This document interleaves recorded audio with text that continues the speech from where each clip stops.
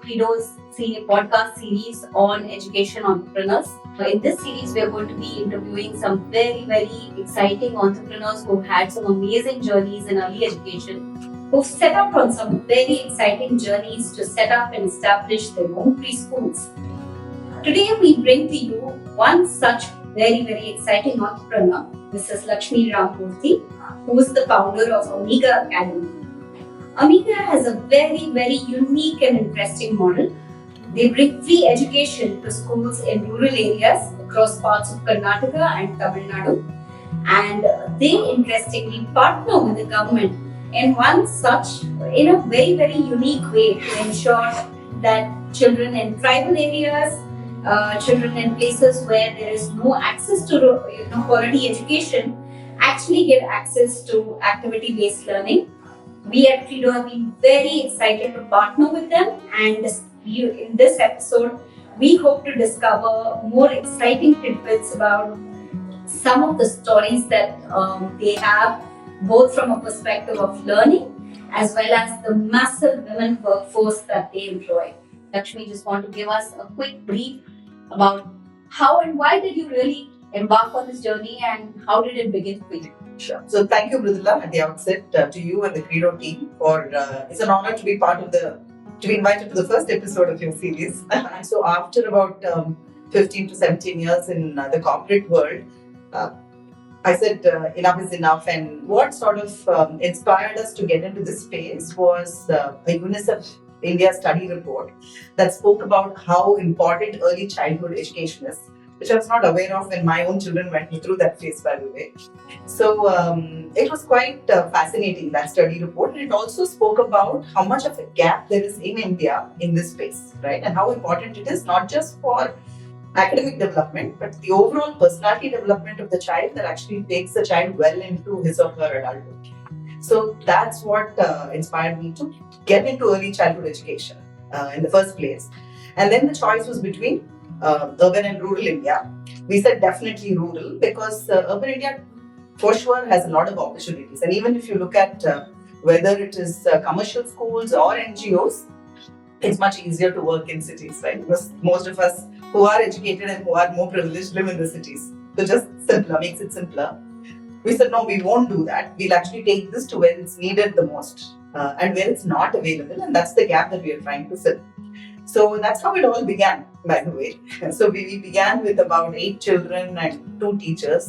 And like you said, today we are a team of about 40 teachers handling 250 children in 20 centers across Karnataka and Tamil Nadu. That's amazing, and I know that you picked remote Krishnagiri, I would say, as one of your first zones, which was where I think we had not seen much access to any kind of education, or let alone quality education, just education by any standards. So, would you like to tell us a little about the kind of children that come to school, a little bit about the families? How was the experience of actually taking something like this there? Sure. So we don't run our own centers. So what we do is we collaborate with the government, the state government, Women and Child Development Department, and we offer free education, English medium, in rural Anganwadi centers. So we actually take the education because the space is there, children are already there, waiting to be guided. We deploy the material, the learning material, and we hire and train rural women. So in both Montessori, and we train them in spoken English. That's been very challenging. And for that, we work with a team of very committed volunteers. Retired school principals, English teachers, professors, or people who are just good at English and are homemakers, or people who are pursuing a career and want to do this extra. All kinds of people, mostly women, but there are also men from various parts of India, because all of this is done on the phone.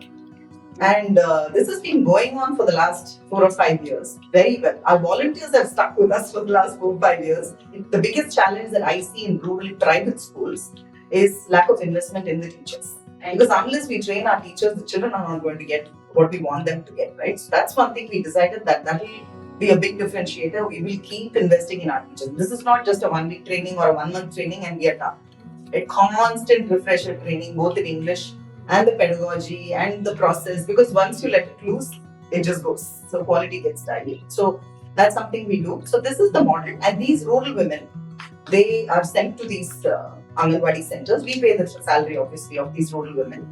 And so this is how it works. So, things like you said, we've actually chosen remote villages. The remoter, the better, So, what we do is that's a challenge because not many buses go there. So this year we launched the E-Shakti scheme wherein we got our teachers electric scooters. The model is that they pay the down payment so that there's some stake that they have in it. And then the monthly EMI is paid for by the organization in addition to their salary for as long as they work with the organization. So a bit of a retention strategy as well. Absolutely. And that's brilliant. It's not just empowering them to go faster. It's I think also somewhere more responsibility. More responsibility, enhancing their self-worth and helping them become far more independent and confident by just as simple as having a two-wheeler. So when we started, like you said, Amyga was about empowering children through education. But now we are empowering these rural women as well. So enhancing livelihood and all of that. Many of our teachers have come and told us, this is a dream come true. I never imagined that I will have a scooter in my name. Yeah. And then the other thing is we also encourage them to follow the law. So we tell them that if you want the EMI, then you have to have a valid license, you have to have insurance, you have to wear a helmet. So we're also driving some compliant behavior. Any interesting stories that you would like to share with us about a teacher or a child or the kind of... Sure. So in fact, it has connection with the Credo. Recruitment itself was a challenge. I didn't know the first thing about Krishnagiri. So what do you do? So I had a manager and then he suggested we put up posters on trees and things like that. And somehow this girl contacted me. And so I said, you'll have to travel to Bangalore for a 1-week training program. And she said, yes. Then the day before your BLT started, I get a call from her saying, no, my father-in-law is saying no. So I had to speak for 90 minutes to her father-in-law to actually convince him to send her to Bangalore. And I'll tell you, my daughter has lived outside the city. I've not been half as worried about her safety as I was about, because it was huge responsibility, right? And I taught her that she had to keep locking the hotel room door, and every morning I would send her a message saying, "Are you fine?" Okay? In the night, every did you go back? I made sure she was right next door, so she didn't have to even cross the road. But so it was very different from the corporate world and international travel to complete. I was new to entrepreneurship, to education, and to rural India. It was quite a lot of learning, very humbling. That you actually stuck to all that with the kind of, these are the kind of challenges that people don't even imagine having, that you have to convince the family to, sort of have people travel, sometimes even convince families to send children to school. Absolutely. So which itself is like a whole war by itself. And when we recruit, we even talk to the mother-in-law. If not for anything else, just to massage her ego. Like we are respecting your opinion. Are you okay for your daughter-in-law? Because at the end of the day, we're doing it for women. So you have to make it work for them, right? Absolutely. So whatever works. So I think sometimes when you work in the corporate world, you sort of forget that there are still very large parts of India. I would say still 75% of India or 80% of India, where education or jobs are not a one-on-one relationship. It's with the whole family. The family needs to give their acceptance for a teacher to go to work. Even in a regular school, the family has to sort of agree with that. And it's a lot of extended family. It's not just family. Sometimes we have difficulties like saying, my brother-in-law did not allow me to buy computers. So it's approval has to come from about 10 people. Yeah, from 10 different people. And and sadly, still to a small extent, even the girl child coming to school sometimes needs approval, which is really a sad state of affairs to see still. So anything that you'd like to share, Lakshmi, in terms of your experience in early education itself? What were parents' reactions when you say schooling is so important at the age of 4? What do the parents say? Interestingly, so we first started in Tamil Nadu, and in Krishnagiri district, fortunately, the parents do place a lot of value on education, which is good. And I was pleasantly surprised. But sometimes, like you said, it's like if funds are a constraint, then the boy goes to a premium school and the girl to a not so premium school, or whatever that is. Since we're anyway doing the Anganwadi model, we're very happy for all the girls to come because that's free schooling. We're happy to give her that education. So that part is okay. But the thing is, parents, their image of education for their child, unfortunately, is my child getting on a school bus, wearing a uniform, wearing shoes. The content is something that they're not so. Some of them are not aware. They themselves don't have the level of education that's needed to appreciate content. And I explained to them why this is needed. And this is not like, low level, and I explained to them how much Montessori education actually costs. And some of them who knew that, were more appreciative of this. But that was an interesting thing, for them. But in the minute the child starts speaking in English, everything is fun. Of course. So English is something that's, has a lot of glamour appeal. So that's there. Now, the second place where we started was in BR Hills, Karnataka, which is a group of tribal hamlets. Right. Now, there we faced a challenge. It's nothing to do with girl or boy. Parents simply didn't bother to send their children. I think one thing was the Anganwadis did not have that image of being a school. Right. It was a Daycare daycare center or a midday meal center. Right. Even less. It was just a midday meal. You go there, you eat. So if they were not very happy, they said, okay, might as well feed them. And if their house was a little further away, they'd say, if you want, you come and pick them up and drop them, but I'm not walking with my child that far. Let him just be at home. I found that motivation was much less. Lower than in other rural areas, or at least in Tamil Nadu. It's not a Karnataka thing. I can see that because we've recently also started in Kollegal and Kolar. Right. And I'm seeing a lot of traction from the parents. Right. So, and that's quite an amazing model, Lakshmi, that we have seen in terms of somebody actually partnering with an Anganwadi to make it reform. And of course, we'll talk a little bit more about your model in terms of how closely you work with them. But before we get to that, maybe a little bit about your experience of working with the government itself. One thing that, of course, when you said first time that you're going to be working with the Anganwadi sector, I don't know if we cautioned you, but we were certainly very, worried about it, saying, okay, is this going to work? Is this scalable? How much resistance are you going to have, trying to transform a sector which is, we all know, has been difficult to work with in the past? So maybe you want to share a little bit about what your experience has been working in that space, working with state governments? So there are two parts to it. The government machinery has been quite supportive in both the states. Thankfully, they're quite open to public-private partnership, and if we can contribute to what is offered in the Anganwadis through trained teachers and things like that, because there is an Anganwadi worker and a helper in every center, as you know, and it's running quite well as far as the health, nutrition needs of the children are concerned, and the midday meal, all the way up to the midday meal, and the care that the children are given. Say if they have working parents and they need a place to stay, it's a very safe place. So it's a very wonderfully run setup, I would say. Now, when it comes to the education, definitely the Ministry of Women, the Department of Women and Child Development has a curriculum, and they do give training to the workers, the Anganwadi workers. Now, the Anganwadi worker has quite a bit on her plate. She is basically the face of the Anganwadi to the community. So there's so much going on. And education is something, it's not as effective when it's done in one's spare time. Right? It has to be done day on day, religiously, rigorously at a certain time. And the children need a routine. They start at a certain time, they finish at a certain time, and that helps in their development as well. And that's where we are going to sort of support. Yeah. And in many of the Anganwadi centers that we support, whenever the worker has time, she joins in as well. So sometimes the rhymes in the local language are introduced by her, and the English rhymes are introduced by our teacher, and it's a very nice collaboration. Extra pair of hands is always good. When we're talking about handling toddlers, sometimes the helper is on leave. And then this lady has to cook, and she has to do all her other work, and then she has to also take care of the safety of the children. So our teachers sort of pitch in at that time. Yeah, that's so like a real example of public-private partnerships in many ways. Yes. And I know for you, a lot of the model works with sponsorships and donations which come in from the various corporates. So anything that you want to talk about on that front in terms of that? Sure. So we started off with only education. We said we'll only focus on that. But if the toilet is not functional or the building has issues, if it's just damp, then our own material is going to get spoiled. It's not good for the children's health either.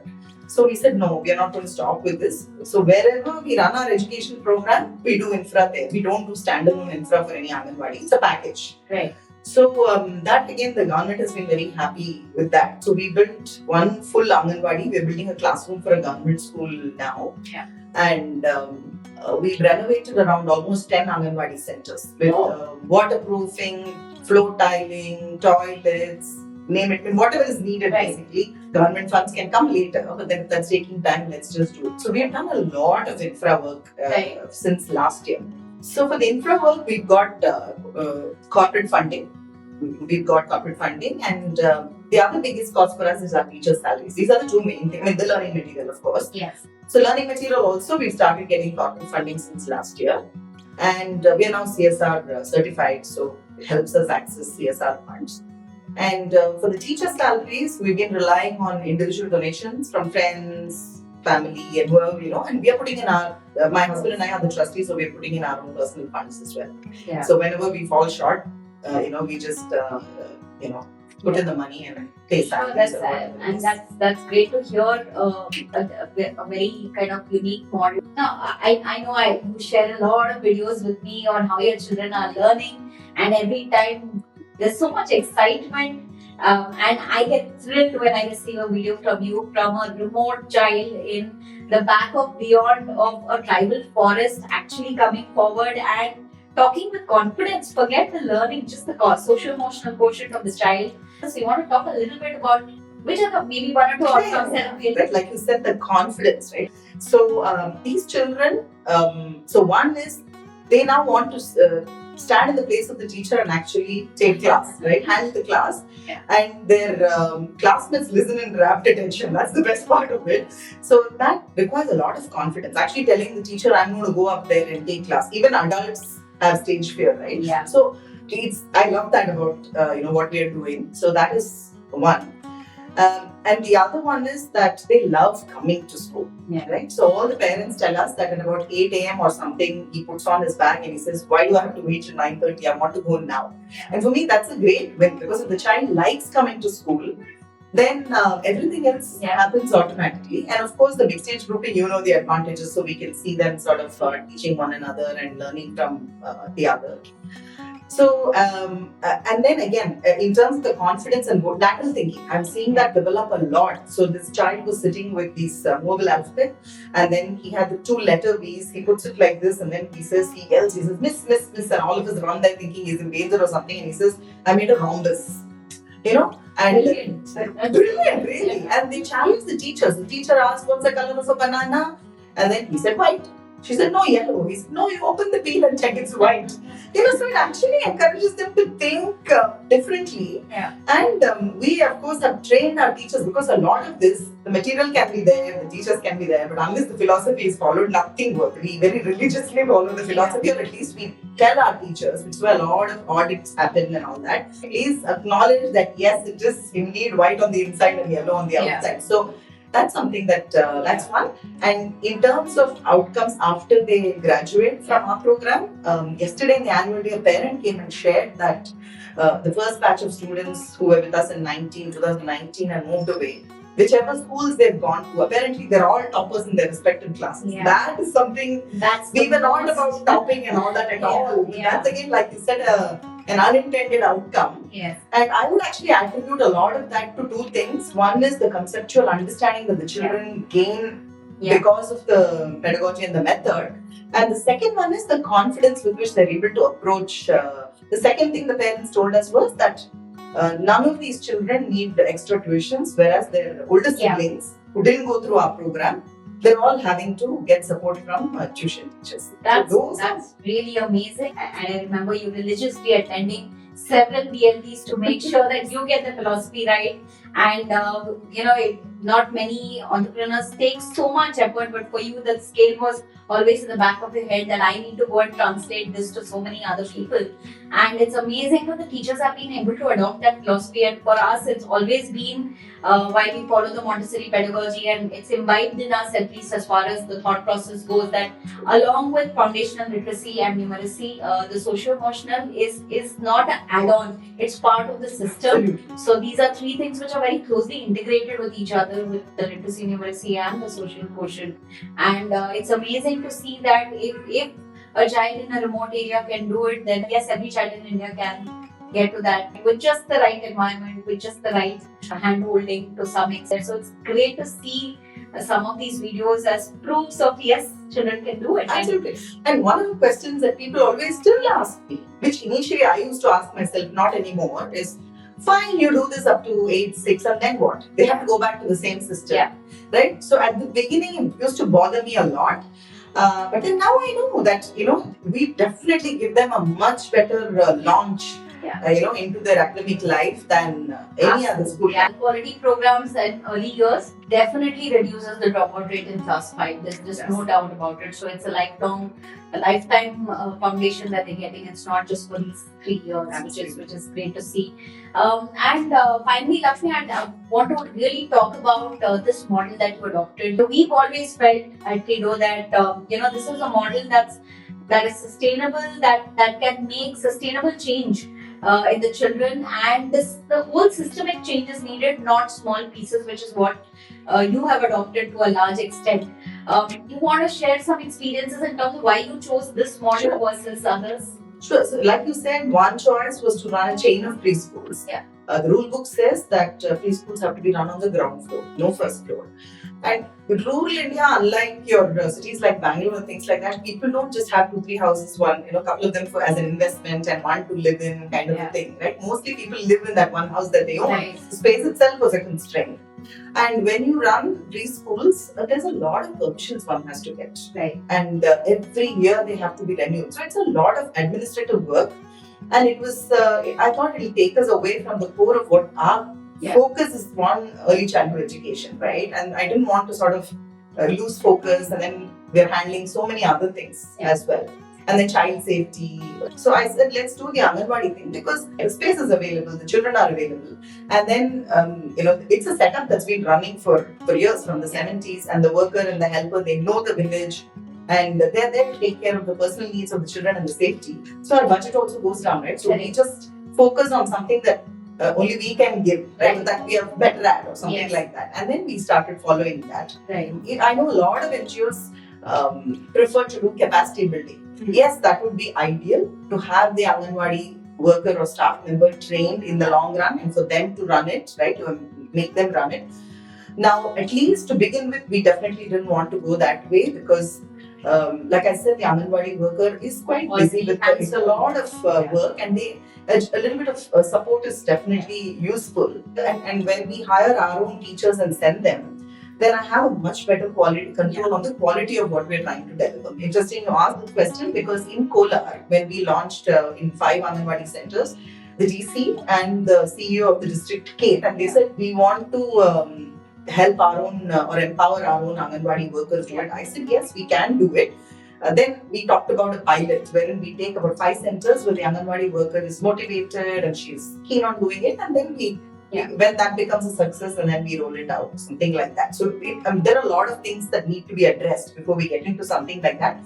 But yeah, there is some talk about it, but we're still a little away from that. Really quite a story, Lakshmi, and I think we have so many more stories to share, but it's been great hearing Lakshmi's journey, the stories and snippets that we sometimes get to hear from each of her centers. She does share with us regularly some of these very, very heart-touching stories, sometimes difficult stories, and sometimes really inspirational stories.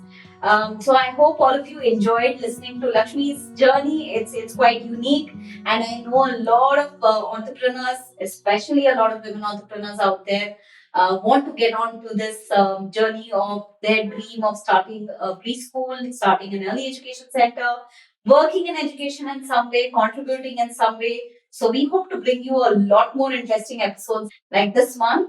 And do subscribe to our channel if you want to learn more. Thank you for listening in to us.